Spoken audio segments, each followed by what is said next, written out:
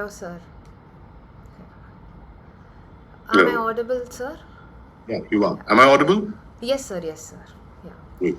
So, good evening, everyone. It is my honor to introduce Dr. Asijit Datta, Associate Professor at Symbiosis International University, Pune. With over 15 years of teaching experience across institutions such as SRM University, Andhra Pradesh, KAIT University, and Presidency University, Dr. Datta has established himself as an esteemed scholar and educator. He holds a PhD in Film Studies from Jadavpur University and an MA in English from Presidency College. His academic interests include posthumanism, Beckett studies, modern European theatre, world cinema, and psychoanalysis.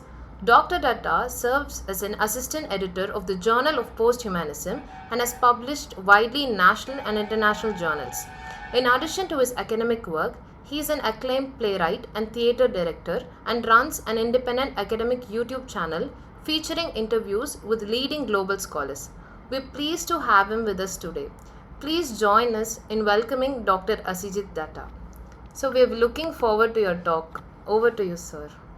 Yeah, thank you so much, GRACIANA, and of course, special thanks to SRM University for inviting me to give a small talk on posthumanism. And of course, I think because it's an R and the topic is really, really massive, and I don't think I'll be doing too much justice to it, but I think I'll be speaking for around 45 to 50 minutes, and then maybe reserve the next 10 to 15 minutes for Q&A, right? So without much delay, let me begin. The topic today is, you don't come across this often, but then people keep referring to it while watching cinema. Oh, this reminds me of, some posthuman traits. So let's try and find posthuman bodies in cinema, because it's scattered all over, right? Especially in the horror and speculative cinema. We have, an entire plethora of posthuman bodies. So let's also, and I've also termed it body oddities, right? So I've played on the words a little, and there's a great film, Oddity, which came out recently, of course, a horror film. So people who are not entirely into the horror genre might have some triggers. So, a kind of pre-warning. But let me begin with what I understand, and of course, the greatest of theorists understand by posthumanism. Let us begin with a few radical questions. Also, so let's say if posthumanism indicates the end of the human and an overhauling of humanistic modes of knowledge, does it also refer to the vanishing of the body? Let's also think about these very, very broad categories. Are we looking at a total overhauling of the meaning of the body itself? Again, there I don't think there's any one answer or kind of zero answer to which we can arrive at, and that's also what posthumanism does. It keeps you always on your toes, as if at the edge of what you understand by the body. The second question, what I feel is, how do we define something as nebulous as a body, which is an embodied and extracted product of its surroundings, right? And how do you when you're asked about your body, what do you really say? That, oh, this is my body, and the limbs, the internal organs and all that, the physiognomy and all that? Or do you constantly refer to, oh, my surrounding, outside the trees, the insects, the bacteria, everything is my body, or everything composes my body? Do you respond like that? We don't, right? But yet it is probably the right kind of response when you allude to all that is external as well as internal while referring to your body. The third question is it possible to arrive at a non-epistemic body, or a body outside humanism's claims and codes, body outside meaning, so to say? Why must the body have meaning? Or if it does have a meaning, is that meaning assigned to us pre-birth? Or are those meanings, a kind of cumulative category as we, keep growing and all that? Of course, both are true, so to say, but never do we find, again, the inclusion of the natural, the inclusion of the bacterial, the inclusion of the viral while defining the body, while defining this, what we call this anthropological machine, that runs on its own as if.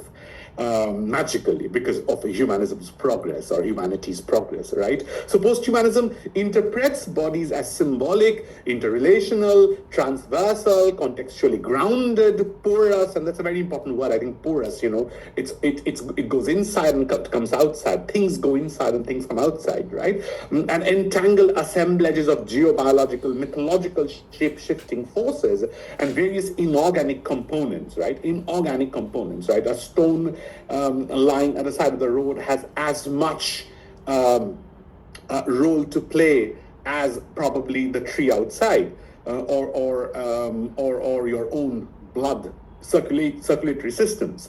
And you get to know in these during the times of flood or quakes or a massive disaster, especially what happened in West Bengal, where I'm living right now.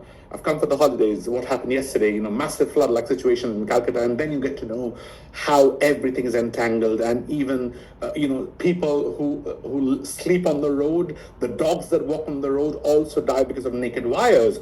And then exactly that is the point where you see how bodies are so porous and how everything collaborates into either a very visible kind of mishap, a visible kind of misfortune, or at the same time, what's often invisible is this kind of interrelationship, is this kind of entanglement, is this kind of interkingdom, right, that we keep inhabiting, keep coexisting in.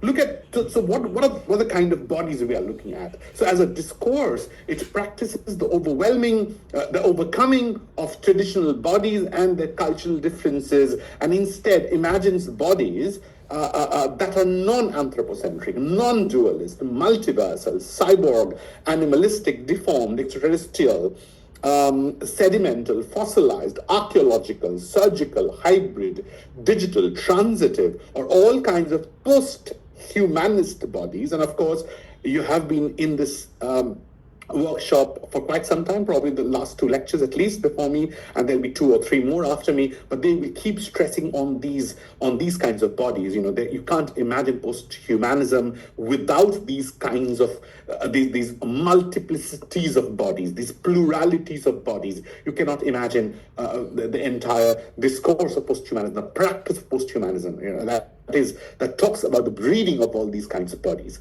So, and these bodies especially attack the heteronormative, straitjacketed Vitruvian corporal frame of reference, right?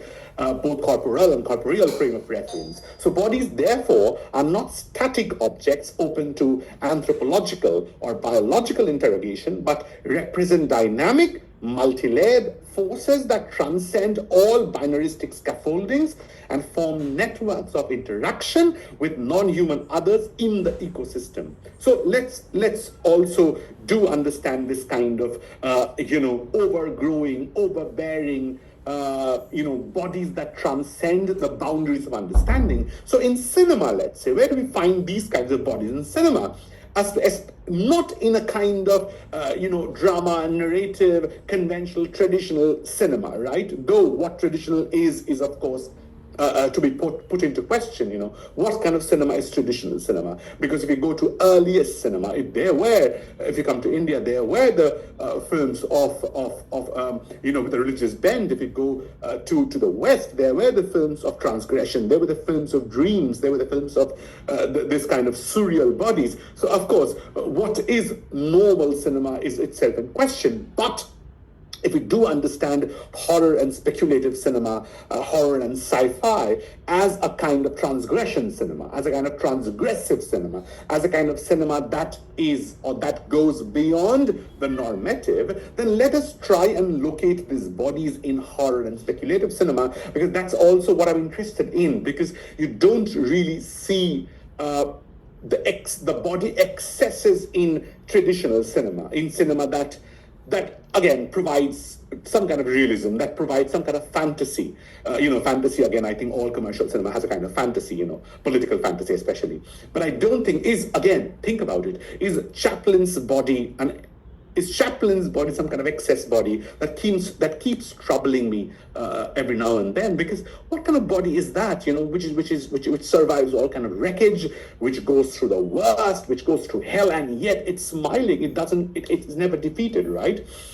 So is the Chaplinist body some kind of posthuman body? I don't know. I don't have an answer to that. But it just came to mind right now, and I keep thinking about it. So let's imagine the torture and distortion of bodies in horror and speculative cinema, because that's exactly where bodies are put into this kind of immensity of torture and distortion and physical trauma, which reconfigures its borders and stretches it beyond the grotesque and the bestial, that you often find, the grotesque and the bestial in horror and speculative cinema. So these neo-materialistic filmic bodies, this kind of some kind of added materialism to it, this kind of new matter, vibrant matter. Maybe if I have time, I'll talk a little about Jane Bennett's Vibrant Matter. This kind of added matter to body, which makes it vibrant. This kind of external, addition, an external machine that gets added to the body, especially in speculative cinema, right? The body becomes cyborgized in a disguised fashion, or in a kind of prosthetic, mechanistic way when you have this additional face in horror cinema. What happens to that body? This kind of external things added to the face, added to the body, the blood coming out. What are these bodies? We must think about these bodies, right? With the disintegration, challenge the divinely ordered and the paradigm of autonomous transhumanism. These are constantly challenging both the traditional understanding of body by humanism, and of course this over-understanding, the overstated body by transhumanism, right? Which talks about the machinic body, but at the same time which really negates all natural or nature-oriented attachments to the body. So in this discussion, let us be in search of bodies that discuss the potentialities and pluralities embedded within diverse posthuman bodies in horror and speculative cinema. And of course, it's numerous subgenres, right from slasher films to zombie films. There are so many, and we often watch them without realizing that, they are actually offering this other kind of body, which is quite invisible from our day-to-day, discourse and life, living reality. So in the course of history, let's trace very quickly how bodies themselves have changed over time, and that will probably make it clear that a body has never been a stable entity. The body has never been a very static, a very inert kind of growing thing that has evolved over time. No, really, the meaning attached to itself has changed so drastically, and you can see this. The human body, and not probably in our lifetime, but over ages, decades, centuries, right? So the human body has moved through, roots of dualism. So that's mind and body. Differentiation, that's animal and human. Anatomization, that's the rise of medicine and the remapping of entrails, opening up of the body. Imagine the first time bodies were operated on in the 12th and 13th and 14th century in Italy by doctors in the anatomical theater, which is known as anatomicum theatricum, when bodies were operated on, looked into, that became a sight of a kind of overwhelming consciousness. What is that which runs within the body that makes the body so magical, that makes the body almost, run on a kind of automatic, mechanism, that what operates inside the body that makes the body so majestic. People thought back then, of course, it was Christ, of course, it was something in the brain, some magical substance in the brain. And of course, look at this kind of rise of medicine and the remapping of the body. This is the heart, these are the lungs and all that. And these are the veins, and this is how the blood flows. And then comes prohibition, right? Church, religion, right? And perfection. Then comes Renaissance, right? And then industrialization, which is the industrial and French revolutions. What happens to bodies in under industrialization? I don't want to tell you because you already know, right? Because think about the workers. Think about this massive inhalation of smoke if nothing else. The blackening of bodies by coal, right?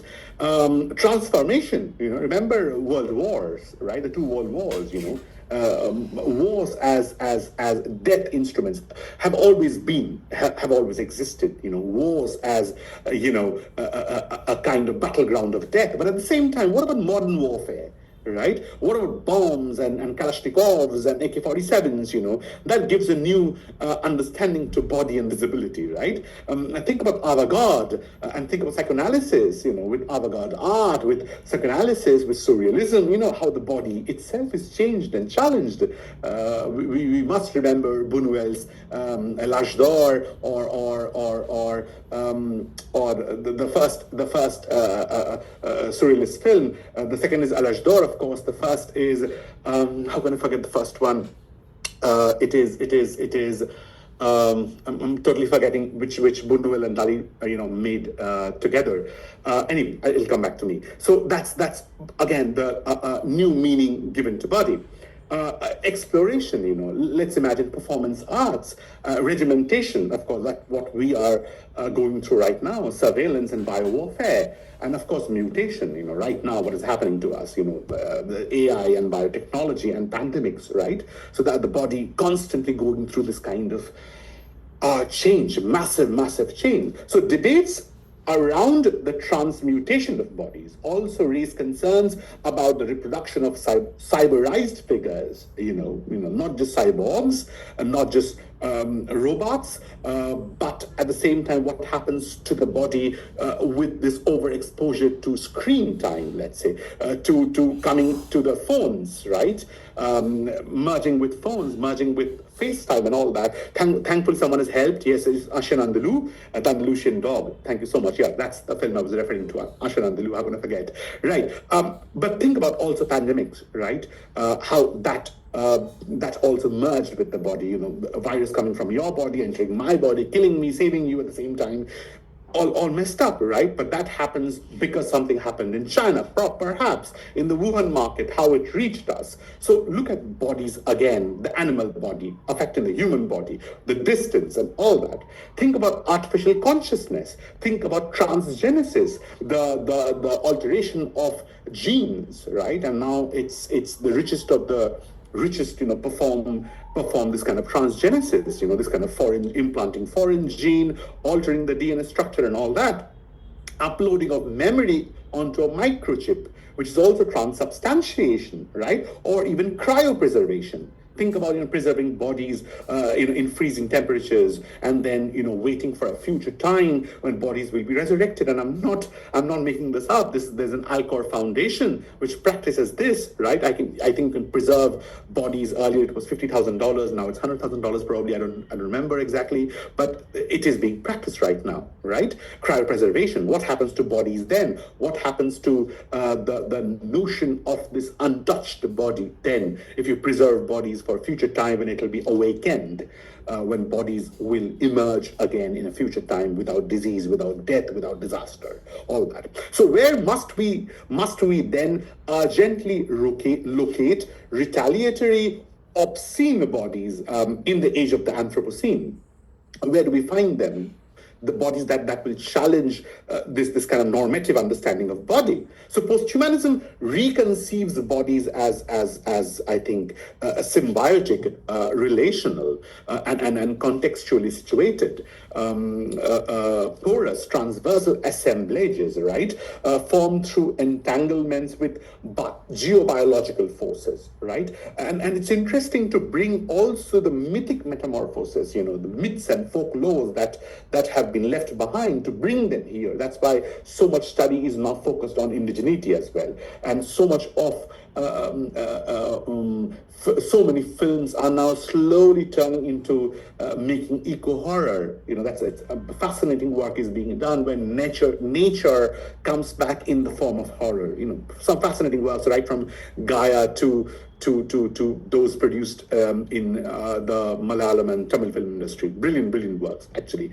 So think about as a theoretical gesture, it moves beyond the traditional corporeal categories and cultural taxonomies, imagining instead bodies that are non-anthropocentric, non-dualistic, and of course, go into the cyborg, into the animalistic, deformed, alien, sedimented, fossilized, archaeological, surgical, and of course also definitely outside the heteronormative and the Vitruvian ideal. So let's take a moment and think of science fiction, and especially also horror films, found footage, creature features, psychological, slasher, zombie. They seem to reinstate that the body given to us is prosthetic in nature. That's of course one major aspect, that it's prosthetic in nature. All bodies, yours and mine, able, disabled, fully functional, partial, whatever, are prosthetic in nature. So despite being a heterogeneous amalgam and grounded in material informational surroundings, the body has always reconstructed itself through, substitutes and supplements, right? Imagine the medicines we take. What about that? Does it not transform the body itself, very imperceptibly, perhaps, but it does transform body. But film, what also escapes us, that film itself as a kind of editing mechanism, shooting, through lenses, the camera itself, while capturing bodies, isn't it itself cinema as a form, right? Isn't it itself a posthuman form which takes bodies in and then does something with the editing software, with scissors earlier, and does something to the bodies, attaches something to it, detaches something from it. The moment it captures the body and makes it a kind of virtual, alterable form, the moment it's there as an image, the moment bodies are imagized, the moment bodies are photographed, let's say, don't you think the body itself loses its a substantial nature? Their bodies lose their concreteness, their hardness, their tangibility, and becomes something tangential, becomes something that can be morphed, that can be reproduced in ways that are fascinating. So I feel film itself as a medium, as a form, is so powerful, a posthuman form, and we have to rethink film from this aspect as well. That the power of film and the power of camera is that also, that it can transform bodies from real to dream categories. I've always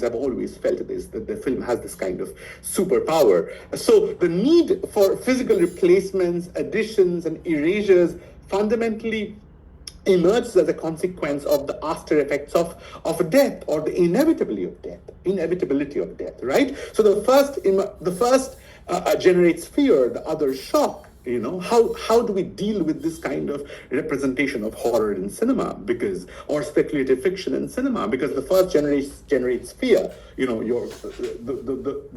The immediate reaction of watching good horror is fear, of course, right? And of course, a great sci-fi or speculative film is shock. What has happened to the body? Oh my God, right? Horror doesn't give you shock; it gives you fear, right? Something different. They're very different emotions, right?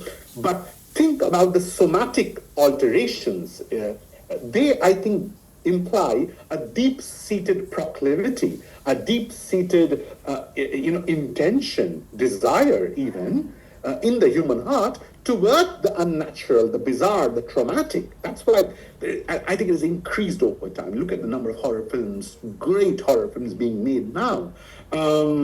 I think we have this kind of inclination towards the altered body. We are scared of it, of course. We tend to move away from different bodies, these extra bodies. But at the same time, there is this kind of also desire to be fascinated by them, right? So we are constantly fascinated by the possibilities of our own primitive or futuristic bodies, So another intriguing thing to observe is the metamorphosed person also seeks refuge in the monstrous identity of the other that they have now become. Think about this, it's always in horror. What is interesting for horror is not that the person has changed into a horrific entity, but rather what hides in the liminal nature of the metamorphosis. So what I'm thinking is, if the body becomes a monstrous body, what hides between the first body and the second body? There is something that's always the crux, the crisis in the film. What is not being said? What is the objective of the ghost? So why has it returned to haunt the real, so to say, right? There is this kind of, and why that particular body has been chosen. I'm always fascinated by the choosing of this particular body, because the body itself is waiting for some kind of transformation. A fascinating, absolutely my favorite example would be Exorcist. I hope all of you know about the film, right? 1970s, William Friedkin. It's extremely interesting, and of course, a lot has been said by Barbara Creed in the book with the monstrous feminine. But why is the body of a 13-year-old Regan chosen chosen by the monster Pazuzu? I think the name is Pazuzu, the child of the snake demon, an archaeological product of Christian invasion that happens in the film. The film begins with archaeology. In fact, why does Pazuzu choose the body of Regan?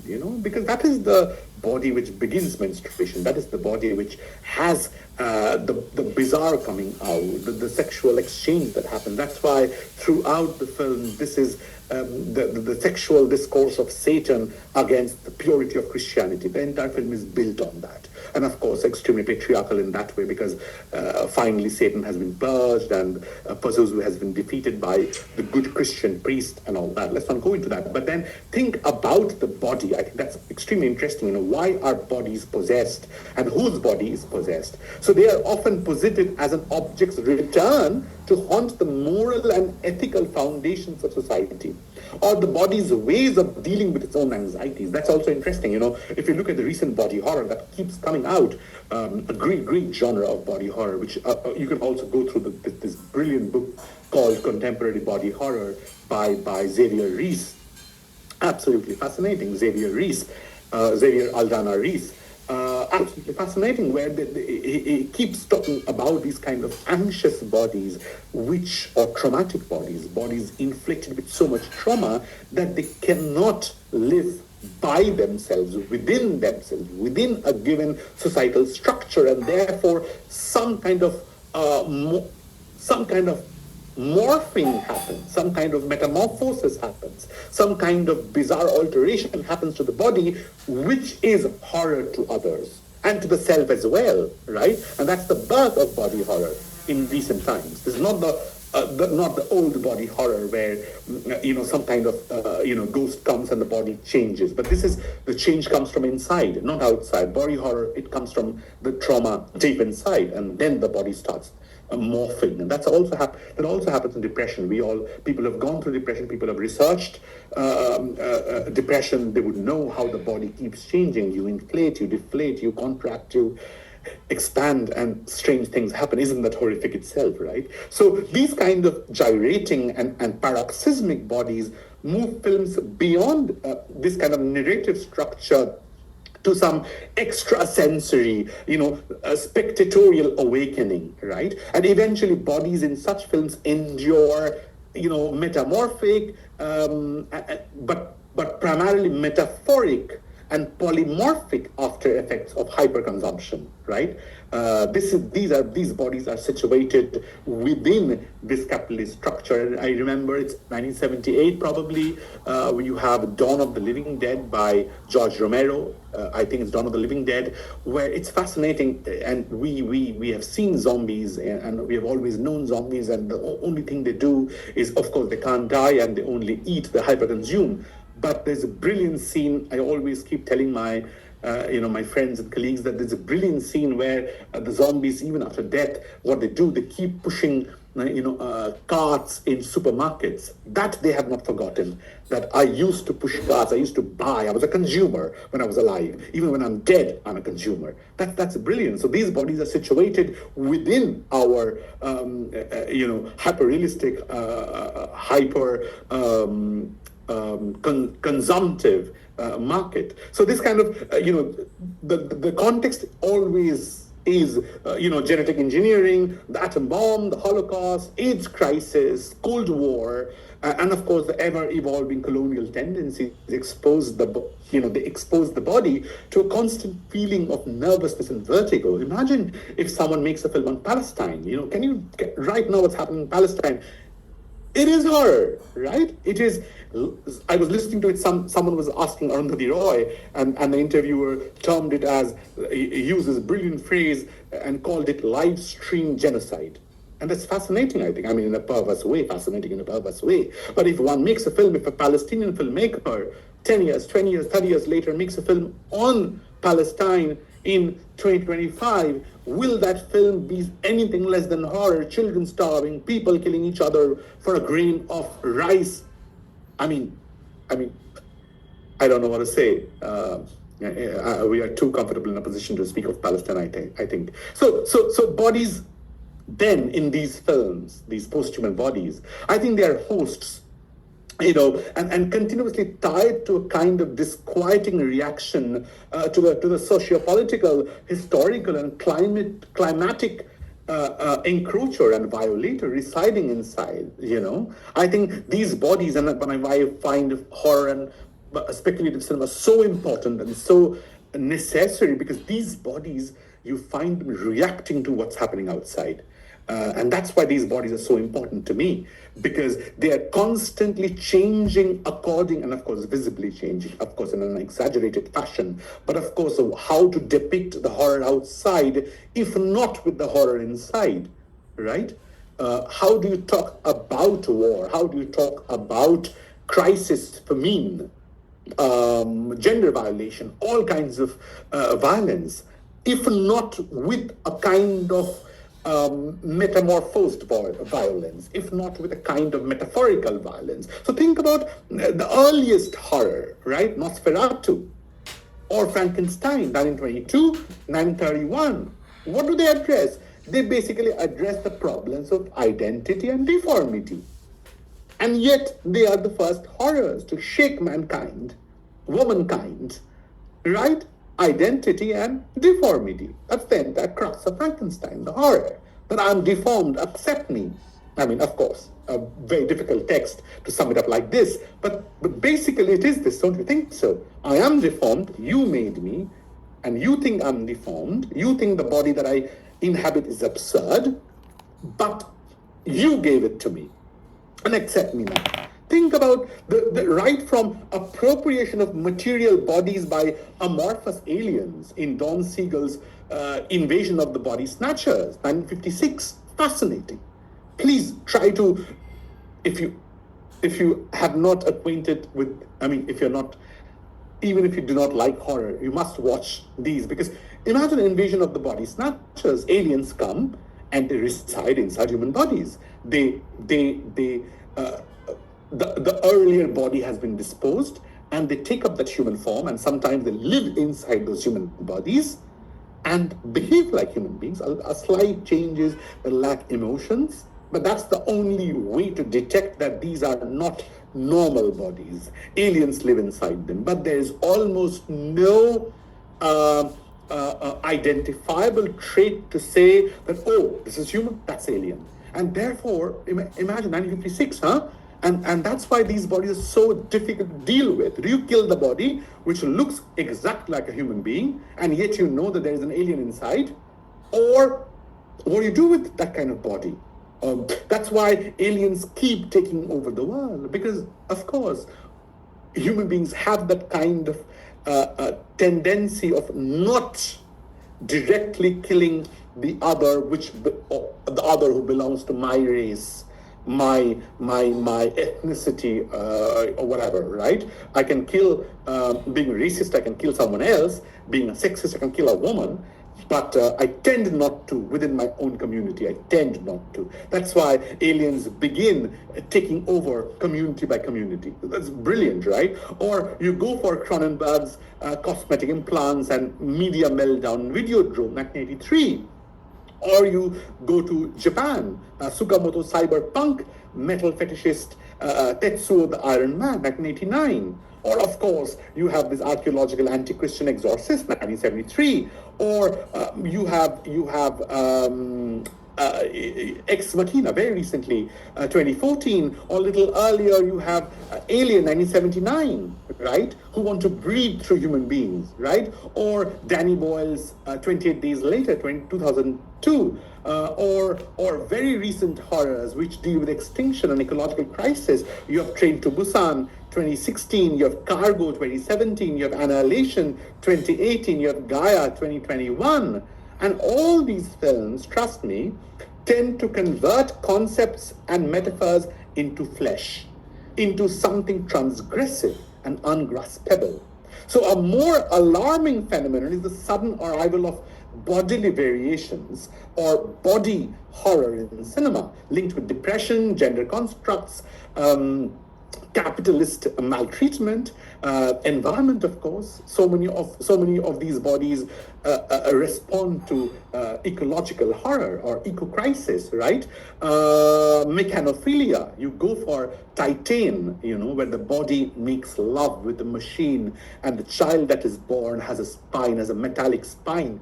Brilliant, absolutely. I think it also got the Palme d'Or at the Cannes Festival. Sexual Awakening, self-upgradation, self-censorship, pregnancy. There's a great film on pregnancy of the body, maternal horror, right? Or the crisis of having a body inside oneself, or the body changes and you begin to hate the body sometimes as a woman, right? So on pregnancy, infections, so many zombie films are based on infections, and sometimes even the sheer terror of being a decaying human being, is that less of a horror? I was just listening to, I think I was just interviewing Xavier Reese on body horror, and suddenly he said something fascinating, and which I keep thinking, right, that what we look now, right, each of us, right, we look at our image in the mirror and we know, this is what we look like, right? Think about it. We don't think about it. That's okay. But then suddenly, Google Photos pop this up, that something from 15 years ago, and Google Photos tell you that, remember this happened? And then for a moment, that's also a kind of terrible reminder of what you wear, least of what you wear with other people. Maybe a love that has been forgotten, a relative who's dead, but Google Photos remember. And then you look at it, this kind of being from the past in a time, in a time machine as it comes back to you. That's also, you realize in that sheer moment how the body has changed, and how to respond to that moment, that kind of the otherized versions of body.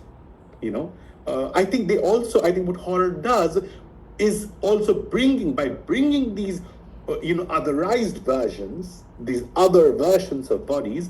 And I think that's especially why we need to think about posthumanism in cinema. They enable an empathetic recognition of the torment of human and non-human others, these kind of other bodies. What would it be to possess this kind of body, both for the human and the non-human, right? Yesterday in the flood, in Calcutta floods, I don't know if you can call it a flood really, but because still so many areas are flooded, but so many areas are also safe now. But the streets were flooded and dogs kept dying because of naked wires. So I think that also, you must think about it, right?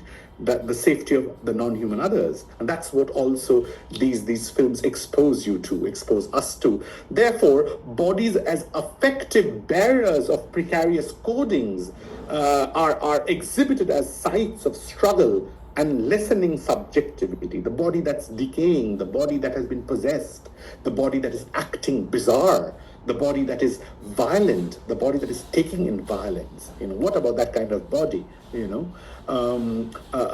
think they show us how bodies themselves are precarious, how bodies themselves are contingent. They also make us aware of what it is to live precarious existence, what it is to live vulnerable lives. I think that is the fascinating job of horror and speculative cinema.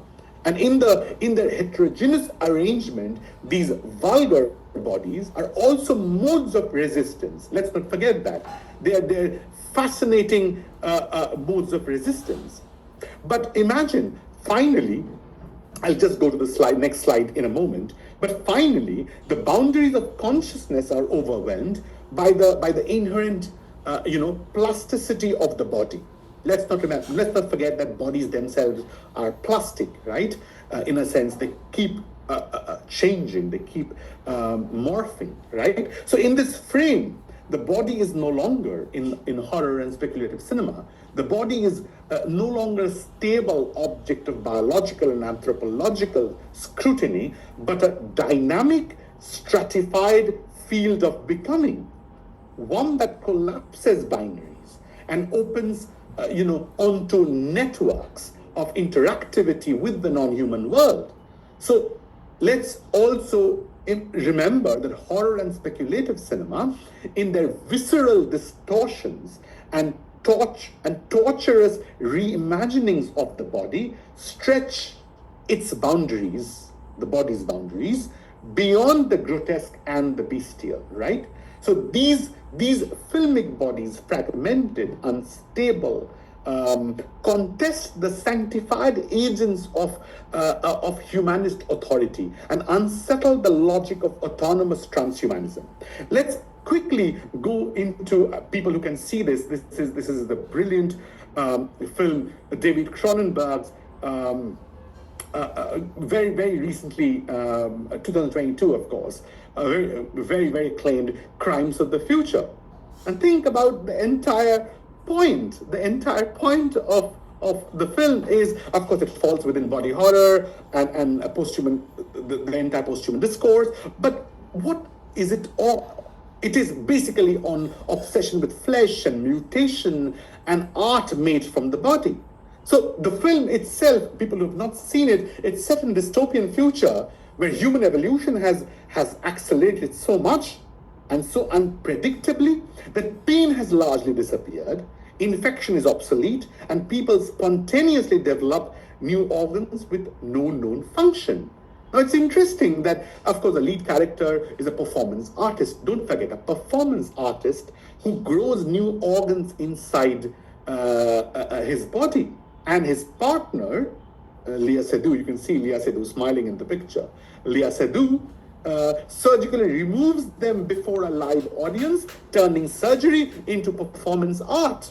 And believe you me, surgery, when it began, outside, when it was practiced, not inside the hidden chambers of doctors who were grave diggers and who stole bodies, because it was not allowed to perform anatomy on human beings in 13th century Italy.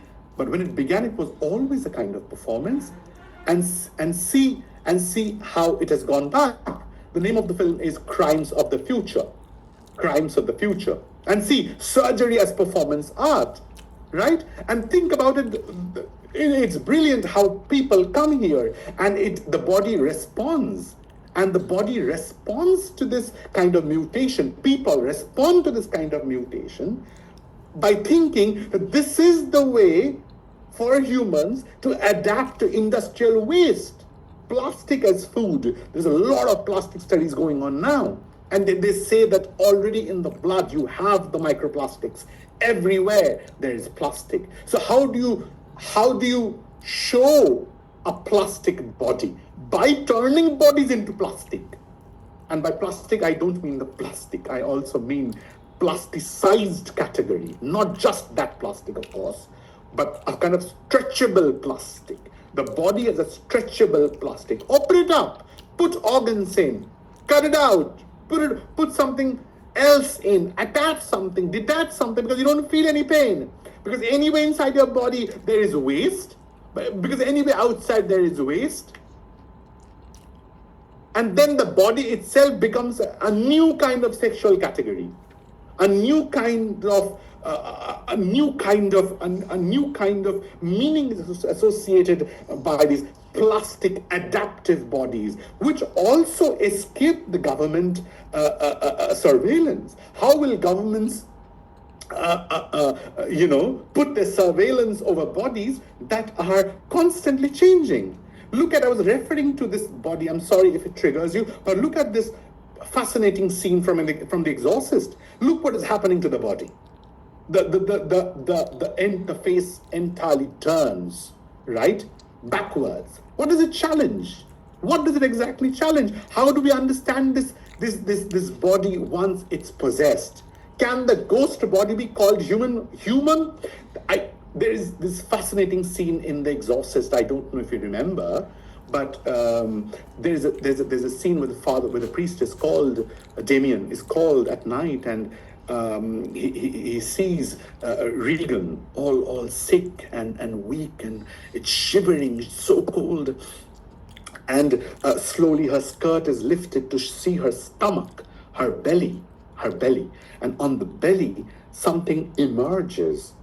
And he puts the torch on the belly, and what emerges is the word HELP, help.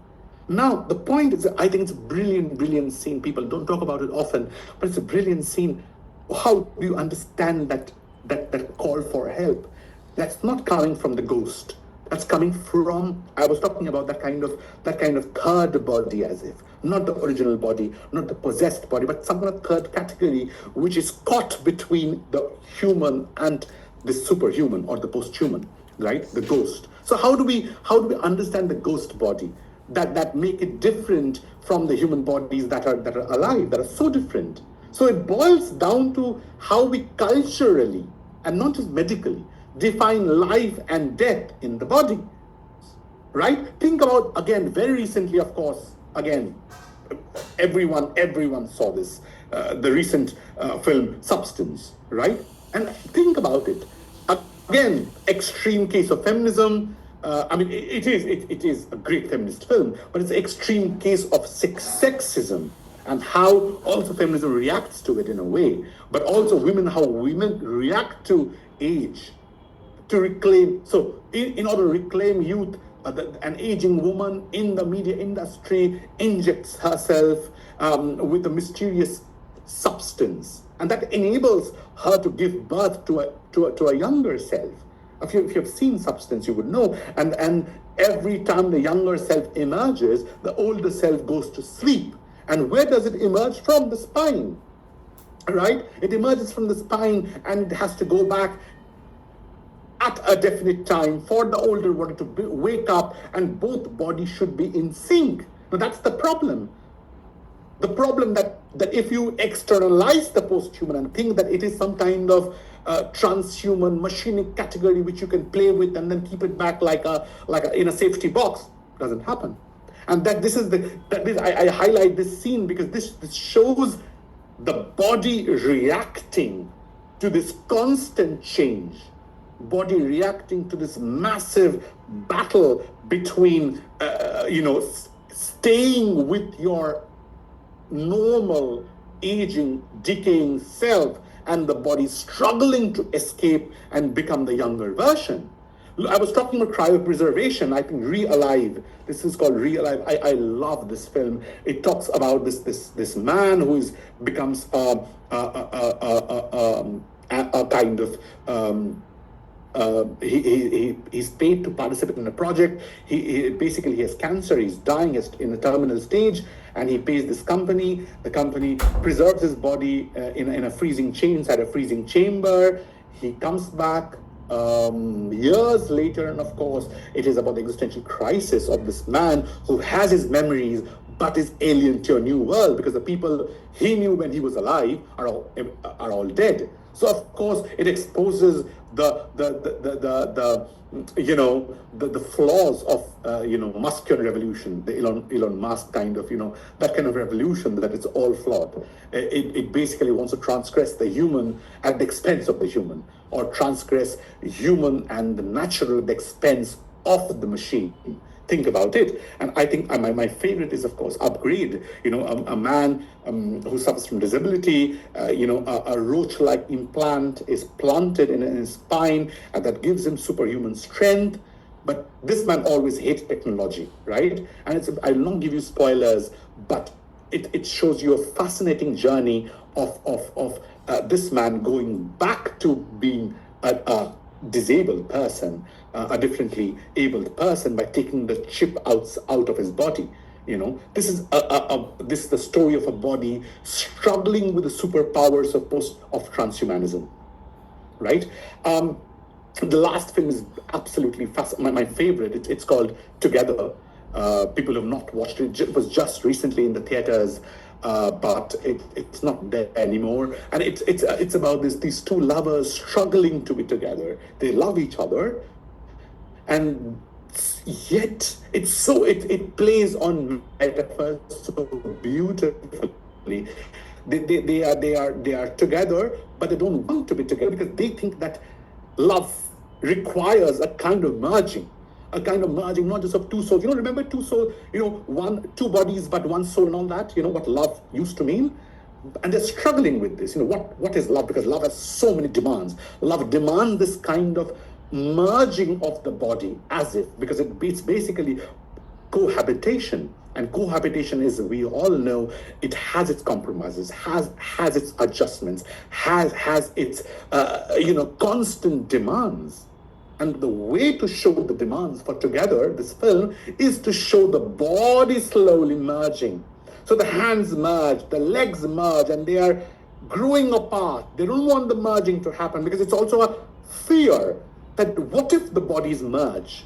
Yes, we'll be together, but our generation, this generation, we are so afraid, we hold on to our individualistic, Western-minded lifestyle, aloneness so much that we have forgotten that human life was always supposed to be a cohabitation, a coexistence, a merging.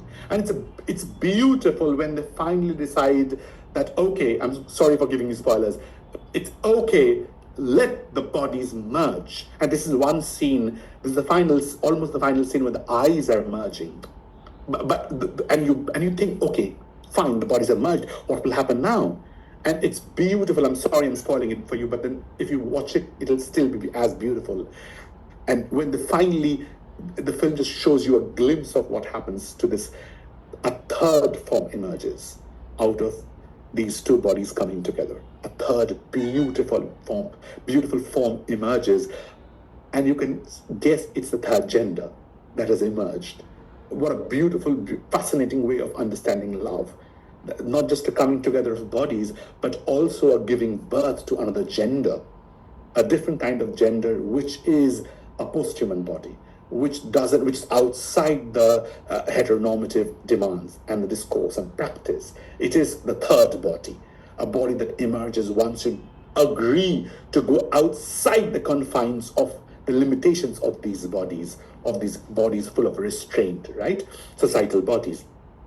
Just to wrap it up, you can think about the ideas of Stacy Alaimo's transcorporeality, of course, which talks about the interconnectedness of human bodies with more than human worlds, right? Toxic chemicals, food, air, water, microbes, how they all affect bodies. And of course, that's Alaimo's book, Bodily Natures. You can think about it. You can think about Jane Bennett's Vibrant Materialism, which talks about that matter is not passive or dead stuff or inert, but is waiting to be shaped. It's not waiting to be shaped by humans. It rather has vitality, agency, and capacity to affect human and non-human bodies. It has think power. Bennett talks about think power. You can also think about my favorite, Patricia McCormack's Cinesexuality, which talks about affective bodies and how cinema generates desire, this kind of intense, erotic, affective flows that comes out of cinema itself and produces desire in human beings. And of course, you can think about Donna Haraway's The Promise of the Monsters. She thinks about cyborg bodies. She thinks about bodies that transgress the boundaries. These boundary crossing bodies. Imagine what Haraway writes in the book Thulucine, the Camille butterfly, the monarch butterfly, in the Camille stories, with the lower half of the butterfly and the upper and the head of a human being. So these monsters come with new promises of new possibilities, this kind of regenerative politics, this space of creativity and coalition. So let's also I want to end my talk with this kind of transgression, that posthumanism in cinema should talk about the transgression of boundaries, be it human animal, human machine, male, female, nature, culture. It has to orient us in new political ways, which take us towards coexistence, the multiplicity, and outside situated knowledges. And it has to talk about the metaphor for difference and hybridity. It has to talk about the power of hybridity, the constant material reminders of what the body is capable of the immense possibilities and pluralities that are hiding within the body, and that horror and speculative cinema just makes it too evident for us to ignore. So I'll just wrap it up here. I'm sorry I've taken 5 minutes more, but any questions from you?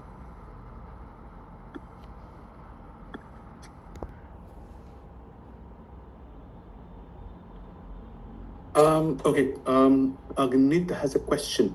Would you want to say it? I mean, switch on your audio, and say it, or okay, or I can read it also. Okay, but one rather. Okay, how can understanding the body in such creative and critical ways in the humanities interact with the biological idea of the body? If we simply strive to be creative and critical, but our bodies do not function within the framework of the biological idea of the body, which is tangible rather than more important, okay, will our theorization be utilitarian at all? Okay.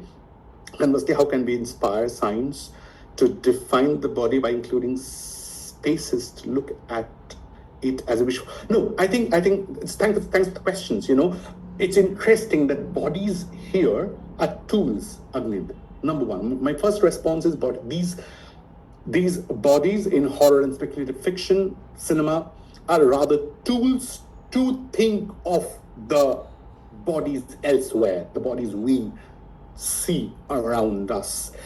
My second response, which is a much more simpler one, is who defines, the moment you're saying the biological idea of the body, biology itself is a cultural product. It's itself a defined category. Who defines what bodies should and should not be? Who defines what it goes through because of what it interacts? We all know, right? The bodies are interactable categories.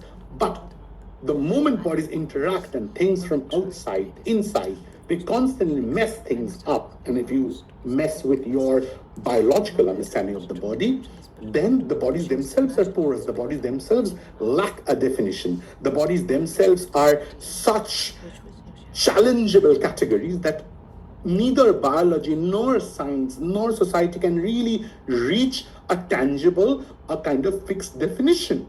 The moment we understand that, these horror bodies, these speculative bodies will start making sense.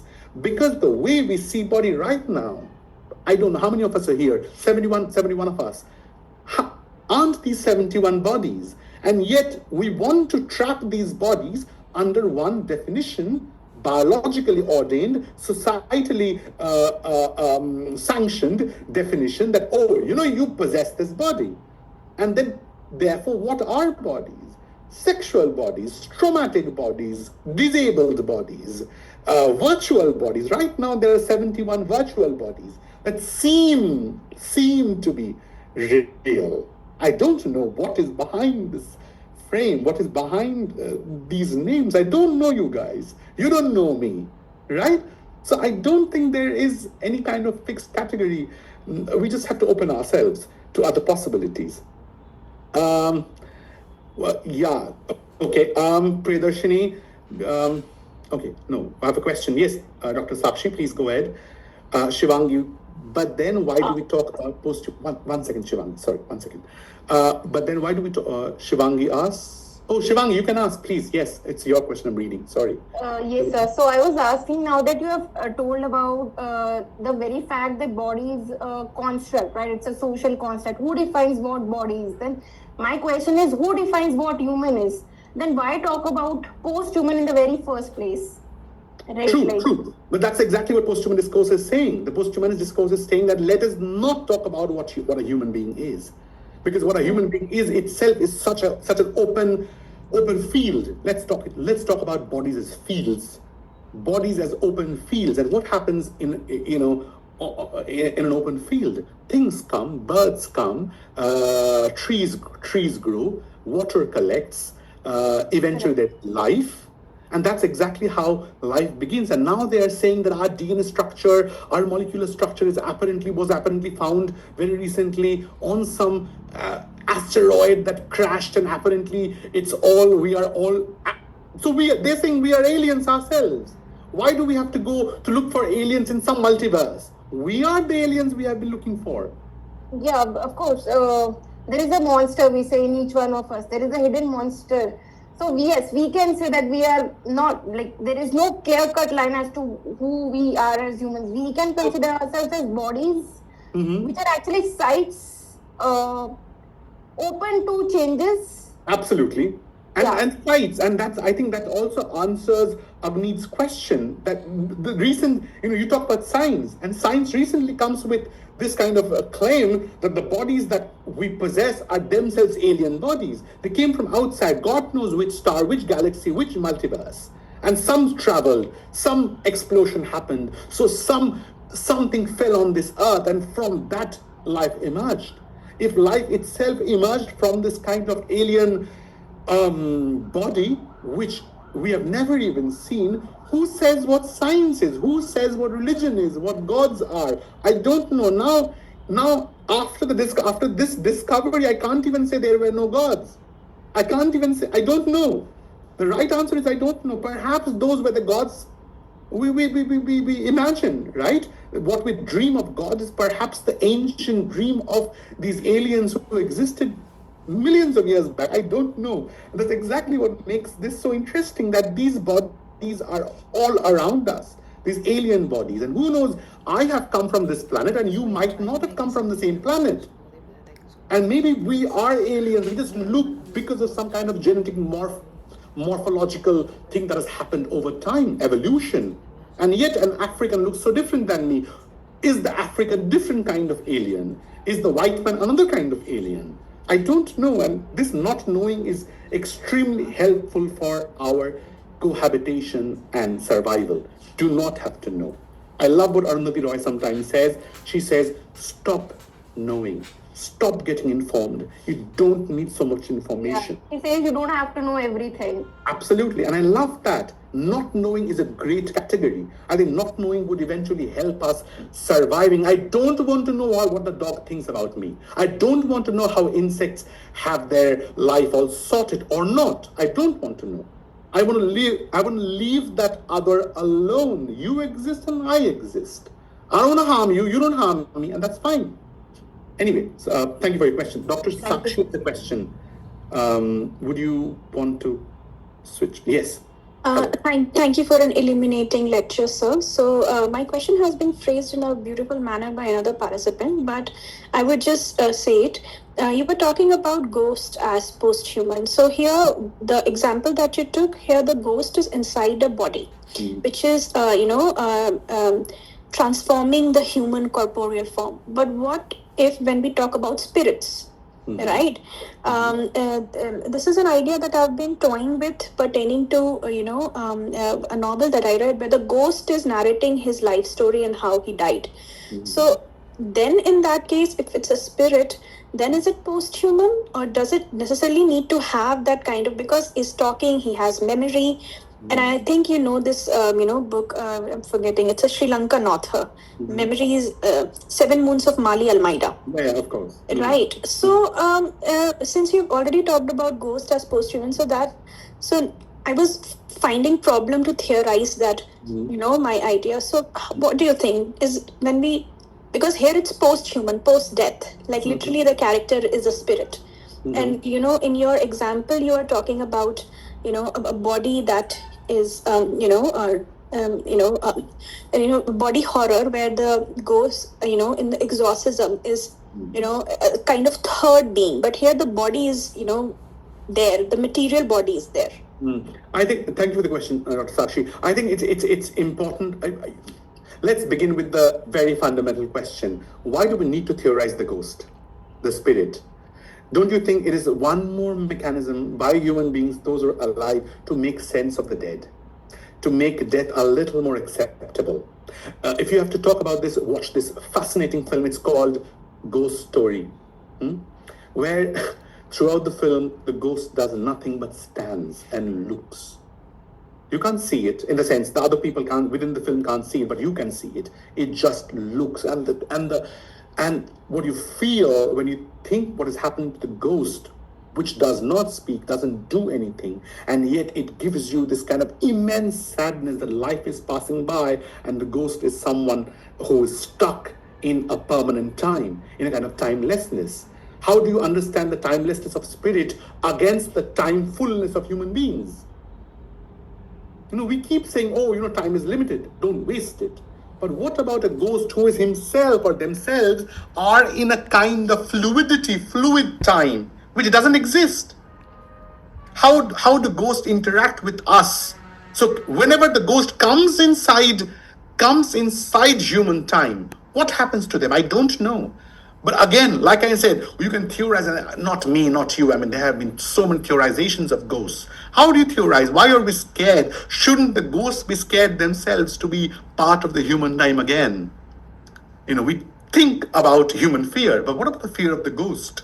The ghosts keep disappearing. Maybe they're the ones who are scared. I don't know, right? So that's extremely interesting, again, to think of ghosts, for example, of ghosts as post-humans themselves, But think about it, if ghosts do exist, right? I think it also enhances our own material forms.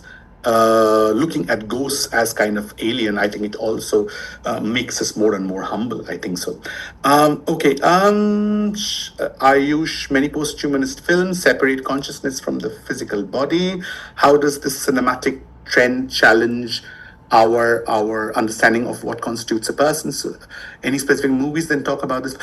I don't understand. I don't agree that it separates consciousness from the body. Yes, in some zombie films or traditional zombie films, yes. If you don't really associate consciousness with zombies, but why not? If the purpose of if our purpose, day-to-day purpose, is to go on consuming, we are consuming data like zombies, aren't we? We are consuming right now. I am consuming the air-conditioned air.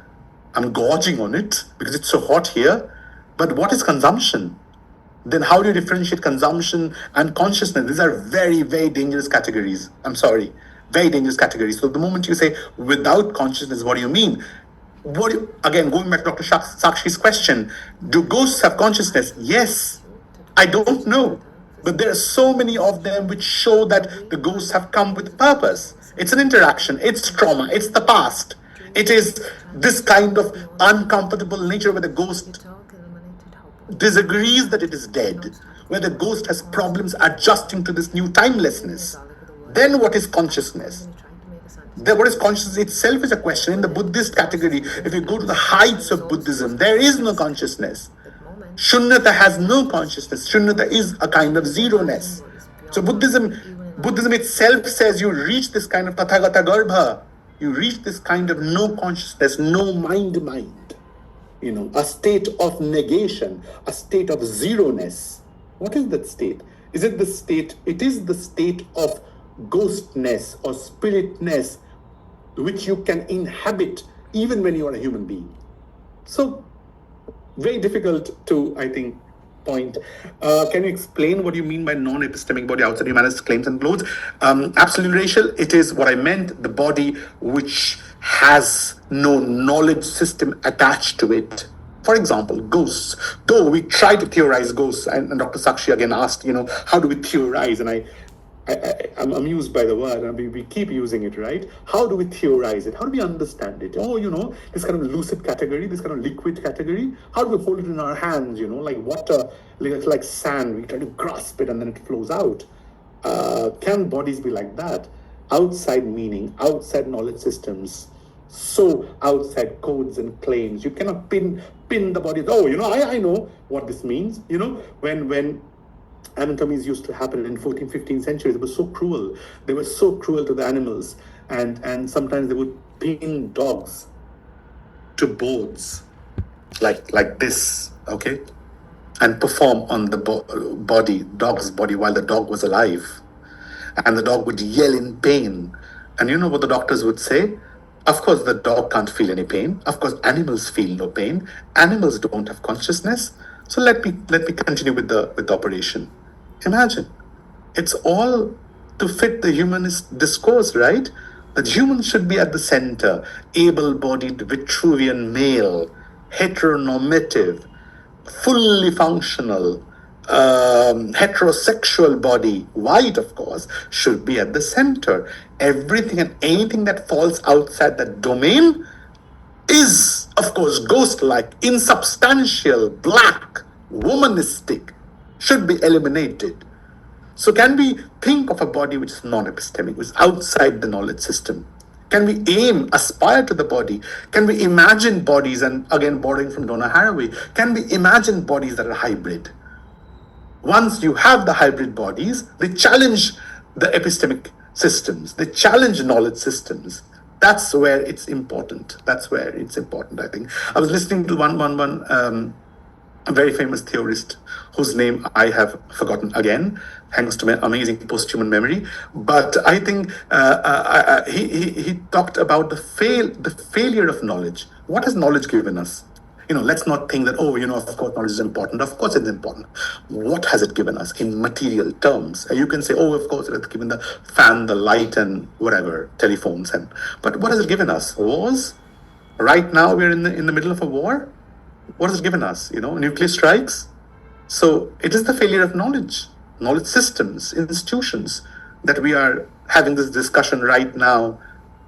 That because epistemic institutions have, I think, massively failed us. Sangeeta, can you please give us some insights into how posthumanism can be used to explore medical humanities? Of course, think about the medical body, medicalized body. Right now, imagine the number of pills you have taken. I think I keep it very simple. Imagine the number of times you have been sick and the kind of antibiotics you have taken.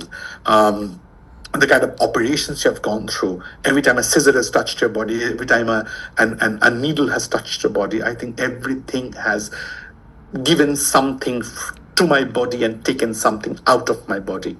So I think it's directly, think about pollution, man, God. Think about living in Delhi, think about living in Pune, and think about living in Pondicherry and Himachal, or some distant village in the Himachal. I mean, of course, bodies would be so different. I remember when I was really, quite younger, I was 15, 16 years old. I remember I had a lung x-ray. And the first thing that the doctor checked and said that, why does your son smoke? He's so young. My mother said he doesn't. My doctor said, of course you don't know he does. And I really didn't. I have never smoked in my life. But the doctor was eventually discovered that the entire lung was black with polluted air. It was black. Okay? What? I don't know how to understand this. This mechanized air living along with me in a concealed fashion deep within and affecting every part of my body. Is it any less than biowar? I don't know. Any less than biowar. Yes, Suryakanth asks, I have a question on identity where speculative fiction like Blade Runner and Blade Runner 2049, both films hinge on the idea of implanted memories. If a being's sense of self, its memories, and its personal history are all artificial constructs, does that make its identity less real?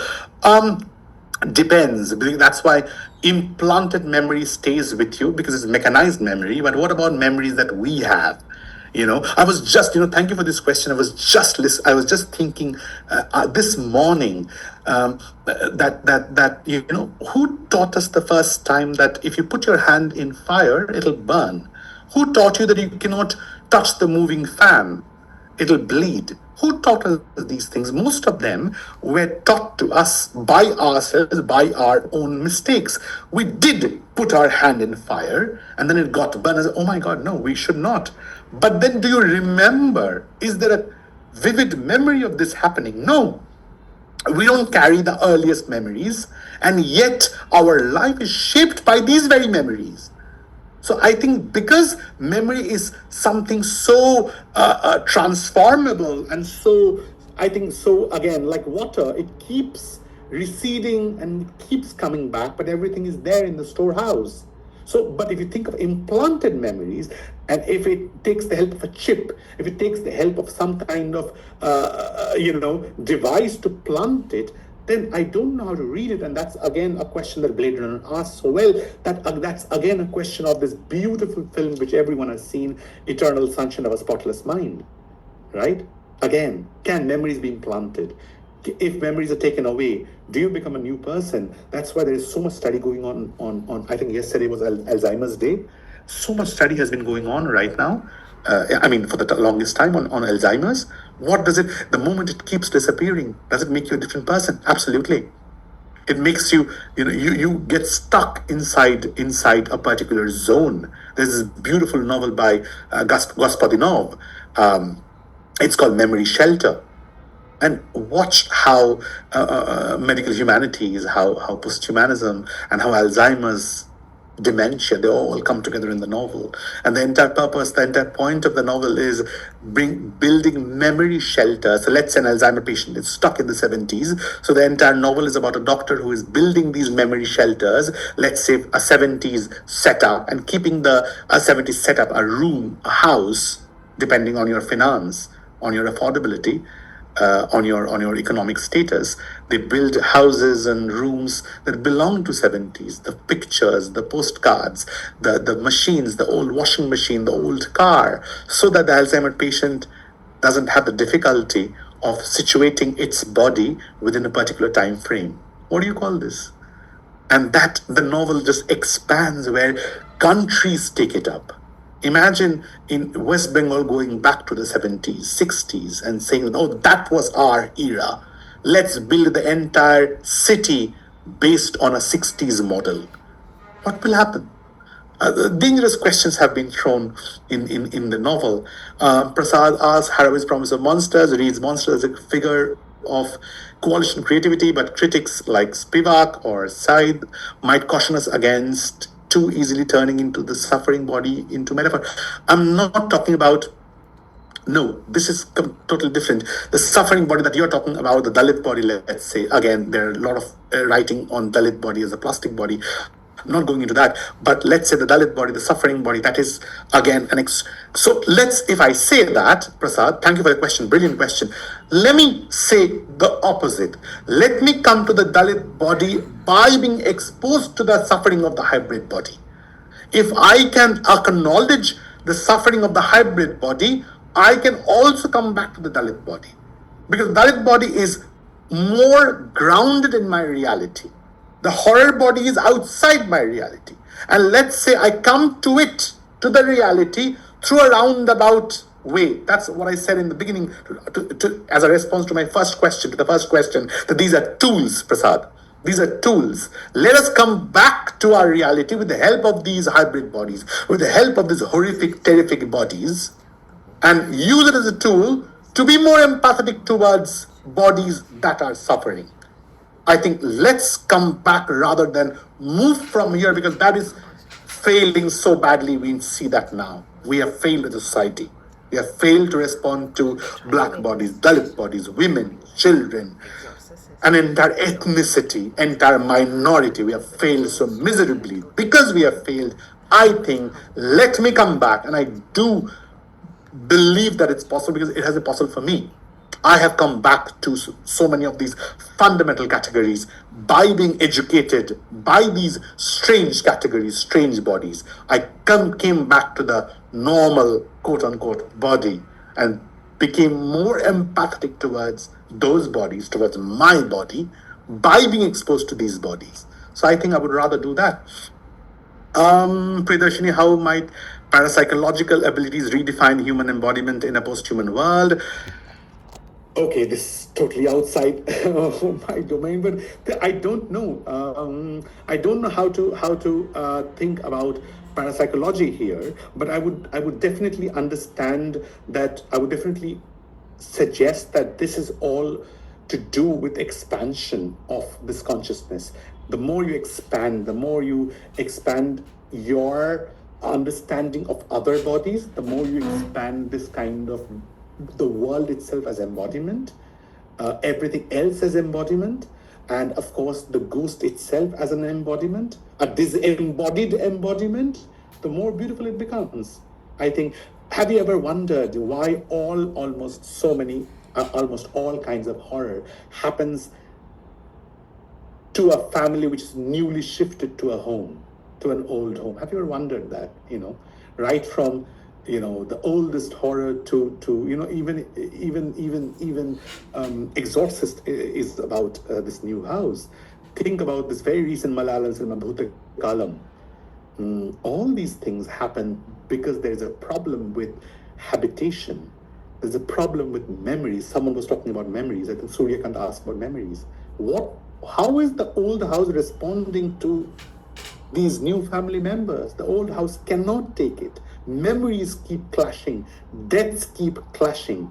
This is the ghost that has come back in the form of memory. It is uncomfortable. That's why I asked you to watch Ghost Story. What a film. That's precisely what happens. The ghost cannot take a new people in an old place. The old place which belonged to the ghost. The ghost is nothing. Let's understand ghosts as a conglomeration of memories. That's exactly what ghosts are. They're amalgamation, of different memories coming together. And that's what makes human beings. I think that's also what makes ghosts. So this is, I think, the entire parapsychology is, the entire ghost detection thing, right? Based itself upon detecting this kind of, memory components, memory data scattered all around in an old house, which is clashing with these new people who are trying to make new memories. And that's always the crisis. The family, very happy family coming together, shifting to a new house to build, to keep, to put behind the old house, old memories, to build new ones. And then it clashes with the old ones. So, yeah, please take my mail ID from the organizers. No problem. It's just my name at gmail.com. Sir, sorry to interrupt. Just continuing your conversation, can we say that house can be a metaphorical body who is refusing to accept new changes from the outside world, right? Absolutely. As a metaphor. Absolutely. I always believed, I've always believed that houses are as alive, our walls, and I keep shifting cities because of personal reasons. But every time I shift to a city, I always stay away from old houses, and that has nothing to do with ghosts. But I stay because it something troubles me with the moldy walls, and I feel that the walls and the cupboards have so much memories attached to them, these intangible memories attached to them, that I think they'll affect me in a very strange manner. But again, that's me. I remember in the Bengali film called Bhobishwater Bhoot, where we actually see how ghosts or spectral figures are affected by. Absolutely, where do ghosts live? I mean, they must be living somewhere. Let's not imagine that ghosts, fly up in the air and then, they're around us, I feel. That's why I love M. Night Shyamalan's Sixth Sense, that they're around us, just we can't see them. But who says that they are not? They are living their life. It's, again, imagine multiverse. They are living in their own universe. We are living in their own universe. The difference is it's not in some distant future past. It's right now. They are all around us. They are living their bodies and they are as scared by us as we are by them. I think a great film to address this is Nicole Kidman's The Others. Brilliant. I'll not spoil it for you. People who have not watched it, watch it. A great understanding of horror and ghosts, The Others. And really, who is the other? Who is the real other? Absolutely, Karan, Madan Sunyavada. We're bound, Rashmi, we're bound by the limited future of our knowledge. Absolutely. Anjali says, can posthumanism ever escape anthropocentrism, given that even attempts to think? Perfect, brilliant question, Anjali, and that's exactly what people like Claire Colebrook, people like Patricia McCormack, who are constantly saying that we should step aside. Imagine extinction. We should imagine extinction as a powerful tool to rethink our categories. Colebrook says we have to imagine the destruction of imagination. We have to destroy how humans think in human terms. We have to destroy the entire problem that comes with thinking in human ways. Patricia McCormack, in her beautiful book, A Human, would talk about stepping aside. Move away. Let other species, other beings take the center, take the periphery, whatever. You move away. Move away. So she thinks about the coming of the A-human. So you're absolutely right. We have to think about ways that escape anthropocentrism, because these people, Colebrook and McCormack, challenge this effort of posthumanism to survive. So the moment we are saying, we have to think about ways to live with others because it is about our survival. No. They're saying you have to stop thinking about your survival and think about the survival of others. And others can survive only if you cease to exist. I mean, let's not imagine this kind of beautiful Marxism or beautiful environmentalism where we will actually devise ways for the non-human others to live better in a better way. We will not. We'll just keep destroying each other. We'll just keep killing each other till the end of time. And by killing each other, we know we don't just kill each other, we just kill everyone else as well. So yes, Rashmi, it's Time Shelter. Alzheimer was a German psychiatrist who was looking at a patient who was a woman, I think. No one knows the name. He was white male, so his name got recognized. Yeah, you said it, Anubhav. Can you elaborate on Dalit body as plastic body? Okay, outside the scope of this lecture, but here Dalit body as plastic body is in a very perverse way the bodies that are at the expense of the Brahmin, at the expense of the majority, at the expense of those in power, the authorities, and they do whatever they want with those bodies. But if you think about the Dalit body, a body as plastic body, it can also strike back. Look at the hundreds of films coming out of Malayalam and Tamil film industry. From Periyarum Perumal to Sarpatta Perambarai, to so many of them, to the Marathi film Sairat. Think about these bodies. To Asuran, the Dalit body strikes back. So again, let's not look at the Dalit body as a suffering body, and that's why I detest people who think, suffering.